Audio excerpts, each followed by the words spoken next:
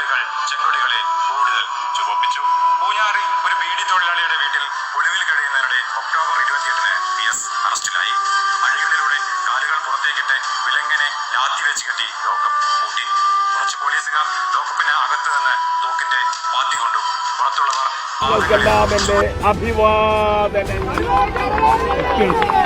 പശു മാതാവാണത്രേ. അപ്പൊ പശുവിന്റെ ഇണയായിട്ടുള്ള കാളയോ? ഞാൻ എൻ്റെ ജീവിതം അവസാനിക്കുന്നിടം വരെ ഞാൻ വിശ്വസിച്ച പ്രസ്ഥാനത്തിൽ ഉറച്ചു നിൽക്കുകയും അവരുടെയും എൻ്റെയും എല്ലാമുള്ള ആശയങ്ങളെ വിജയിപ്പിക്കുന്നതിന് വേണ്ടിയുള്ള പ്രവർത്തനം തുടരുകയും ചെയ്യും.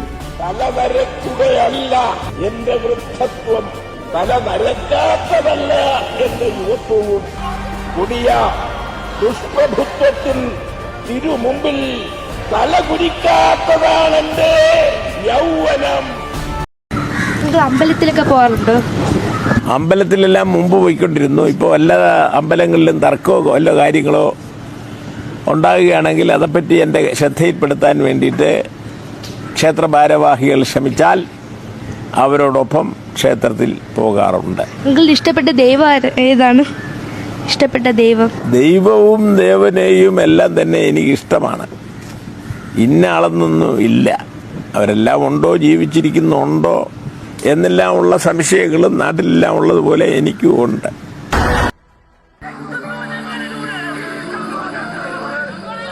ഒരു ഘട്ടത്തിൽ പോലും അദ്ദേഹം ദുർബലനായിട്ടില്ല. പക്ഷെ നിസ്സഹായനായിട്ടുള്ള രംഗങ്ങളുണ്ട് എന്നാണ് എൻ്റെ വിശ്വാസം.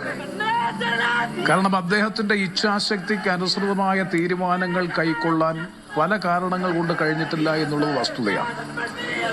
അതിലേറ്റവും പ്രധാനപ്പെട്ടതാണ് അനധികൃതമായ ഭൂമി കയ്യേറ്റവുമായി ബന്ധപ്പെട്ടുകൊണ്ട് മൂന്നാർ ഒഴിപ്പിക്കൽ ഉൾപ്പെടെയുള്ള പ്രശ്നങ്ങളിൽ നേരിടേണ്ടി വന്ന പ്രതിസന്ധി അദ്ദേഹത്തെ ദുർബലനാക്കില്ല. അപ്പോഴും ശക്തമായ നിലപാട് സ്വീകരിച്ചുകൊണ്ട് തന്നെയാണ് നിന്നത്. പക്ഷേ ഒരു ഘട്ടം വരുമ്പോൾ ഒരു നിസ്സഹായാവസ്ഥയിലേക്ക് എത്തുന്ന നിരവധി വിഷയങ്ങളുണ്ട്.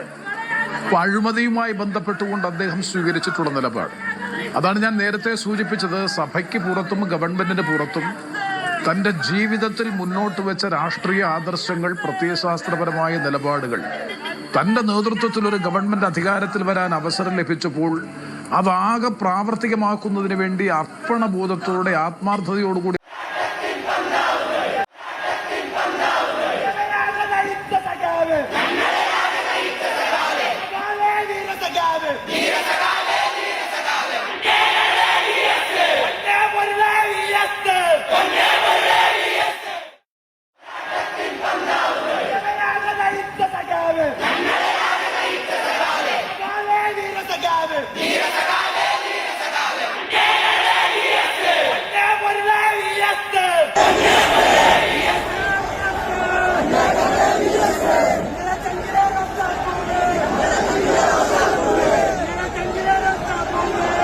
തലനരക്കാത്തതല്ല എന്റെ യുവത്വവും.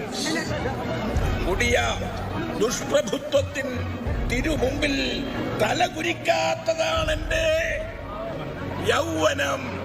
തലകുരിക്കാത്തതാണ് എന്റെ യൗവനം.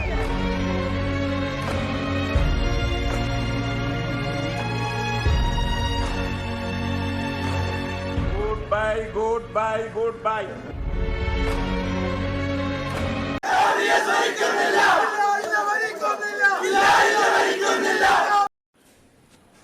മുൻ മുഖ്യമന്ത്രി ശ്രീ VS അച്യുതാനന്ദൻ അന്തരിച്ചു. ഒരു മാസമായി SCT ആശുപത്രിയിൽ ഹൃദയ സംബന്ധമായ അസുഖത്തെ തുടർന്ന് ചികിത്സയിലായിരുന്നു.